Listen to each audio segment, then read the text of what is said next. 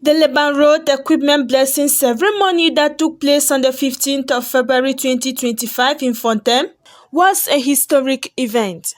It marked a significant step towards improving infrastructure in the region.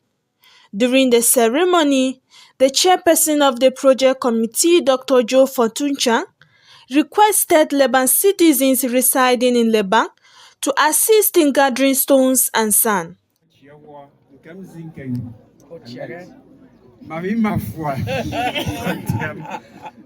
Madam Ambrosia, President General, I attend being watching what so Nankong Tango, Evelyn Duhalan war, good for Nangoba when young begam tat.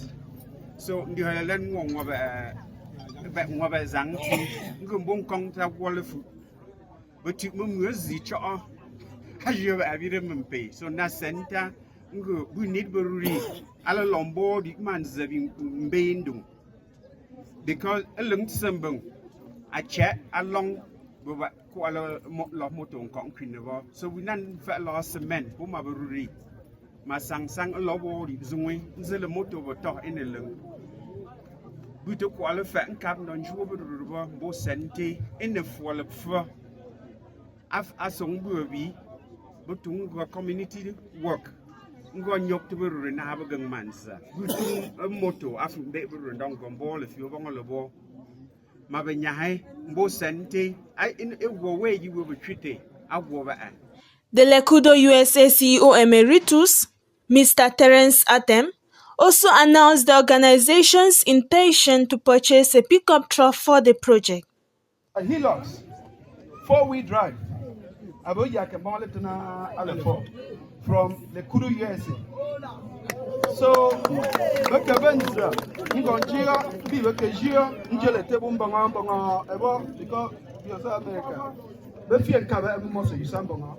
so we can go better than the jewelry at the bone, so LECUDO USA leadership that I can give you announce. Alelenbo, see Obo Board of Trustees. 4-wheel drive. I will support project. However, as the Lebang Road project moves on, it's important to address concerns raised by individuals, particularly those living in urban areas regarding the project's management and impact. These concerns voiced prior to the blessing ceremony primarily revolved around the responsible management of the equipment and the roads being constructed. Gaza Media conducted an exclusive interview with the chairperson of the Road Project Committee to address some of these concerns directly. The chairperson emphasized the project's numerous benefits, stating that a good road leads to development. He highlighted the potential for improved access to markets, increased economic opportunities, and a higher quality of life for residents. Yes, some of the benefits of this construction project is job opportunities for the Lebang people. Yeah. What about those that will not be able to work like contractors? What are their own benefits? Well, the benefit is that where there's a road, there's going to be development. So whether you're selling products in the market, you'll be able to transport your produce from wherever you're growing it or buying it to be able to take to your home. People who fall sick can get to the hospital because the roads are good. Kids can go to school because they're good roads. So there's benefit for everybody, and we cannot employ everybody. There are people, this is technical work that requires technical skills. We are also going to need laborers, but everybody's going to benefit as a result of what we are doing. He also noted that they have persons employed to manage the technical part of the equipment. So how many people are you intending to employ? So right now we have an engineer who's going to be resident here overseeing the work on site. We have an operator for the motor grader. We have an operator for the bulldozer. The compactor is used between the both pieces of equipment. So the bulldozer operator will double as the compactor operator. So those are the technical positions that we have hired that we are going to add more as need arises. Addressing concerns about the equipment management, the chairperson stated that a management board has not yet been established. However, he assured that an infrastructure committee will oversee, advise and guide the work until the board is in place. Yes, It is stated in the policy that there is a certain management board that is going to be put in place to manage the equipment. that's correct. So I wanted to find out, when will these people, this set of persons, be put in place to start managing the project, as it is after this event, what is expected to begin? That's correct. So what's important is that after this event, the Lebang Road and Infrastructure Committee, because we have a short dry season, so we don't want the equipment to sit.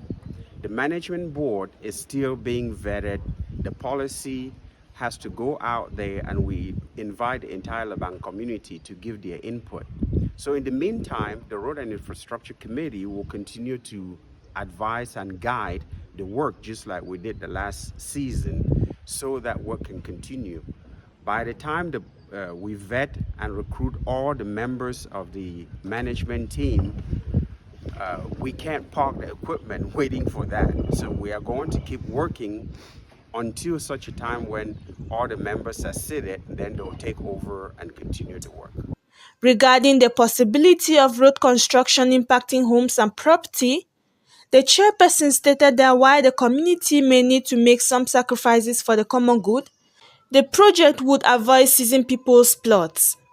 He suggested that in cases where the road needs to pass through private property, they could sit and have negotiations to reach a fair solution. There's something that was equally absent in the policy, Yes. which was the environmental impact that may cause as a result of the road construction. Yes. Let's say in case the road passes through someone's plot of land, will these persons be compensated? Well, again, this is a community road, and I totally understand that person will lose some economic advantages that they already had. So it's incumbent on the community to come together and say, okay, for example, if you wanted to build your house here and the new road is going to pass right where that house is, I think the chief and the community can allocate a different piece of land to help you so that you're not at a loss. But again, this is our thing. This is our community thing. And we have to have our own sacrifices to make sure that it benefits the entire community. But yes, we think that it's important that we don't take people's land just because we want to build a road, but sit down, negotiate with that person, and the community as a whole can come together to make sure that that person doesn't lose completely. Addressing a suggestion from Gaza Media to rent out the equipment in groups to avoid constant movement, the chairperson explained that they are avoiding a policy where people skip the line.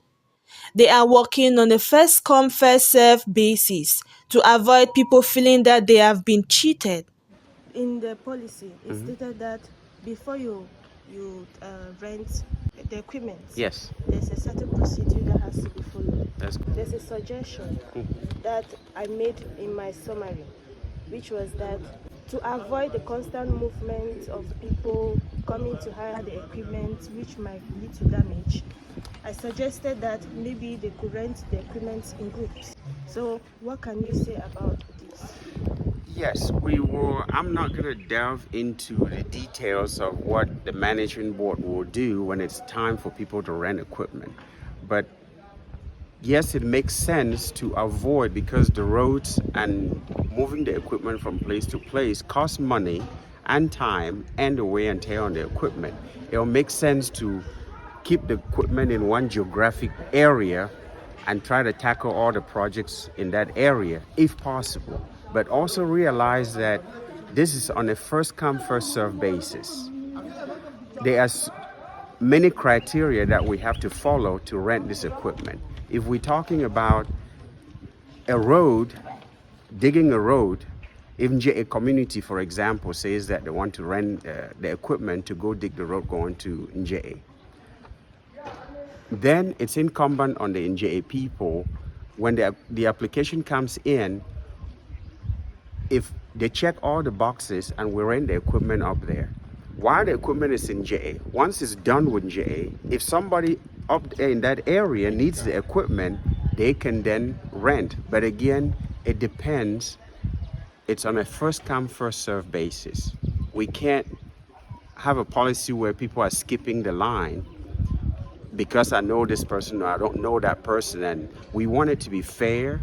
We want it to be totally transparent so that everybody feels like they're being respected, they're being honored, and nobody feels like they're being cheated. Some time ago, we had an interview with Mr. Ndin Kemalen Gregory. Yes. And he raised a concern about the road that is going to be constructed. Yes. And he suggested that a road should be constructed that instead leads towards Nigeria for Yes. a wider market. Yes. What can you say about that? Well, the issue with that, yes, that will be the biggest game changer for Lebang and the BLM as a whole if we could link to the road going, the Trans-African Highway that goes to Nigeria, because you have a $4.8 billion market there. The issue is that the road that links to the national road going from Bamenda to Nigeria, that road is a national road. We as a community are not allowed to work on that road. So you see the dilemma. We can only do community roads because that's the law in Cameroon.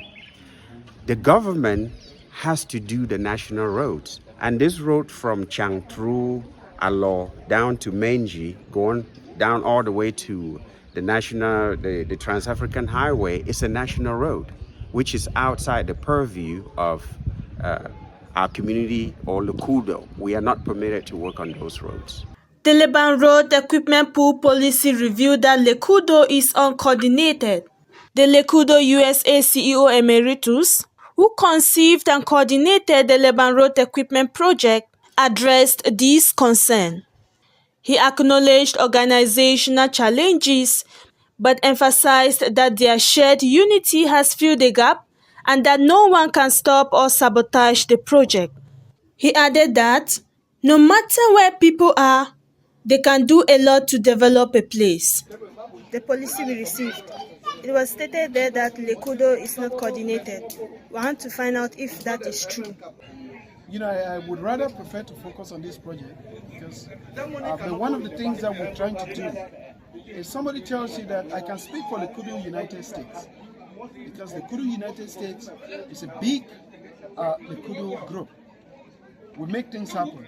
We're also very coordinated, very organized, and we have accountability in our system. So, true, there have been some issues with LECUDO in Cameroon, and we're going to change that because at the end of the day, what we have resolved is every Lebang son and daughter is equal. So far as they have Lebang blood, they are equal. They have an equal stake to help Lebang develop, to preserve the culture. And we also know that it doesn't matter whether people are in America, people are in Europe, people are in space, they can do a lot of things to develop a place. So now we are trying to work to say we should build unity. We know there are some people who will not like that because, you know, there's something in Cameroon, some people just like power. It's not for the people. But we are focused on the people. What benefits the people? How can we structure our organization in a way that even if somebody is in space and has the talent, has the will, has the resources to help the place, there should be no obstacle. They can sit there and help the place. And we're doing it because we have already proven that that is possible. Because when I conceived this project, put together the team, coordinated it, you can see today we have the equipment. We dug the road.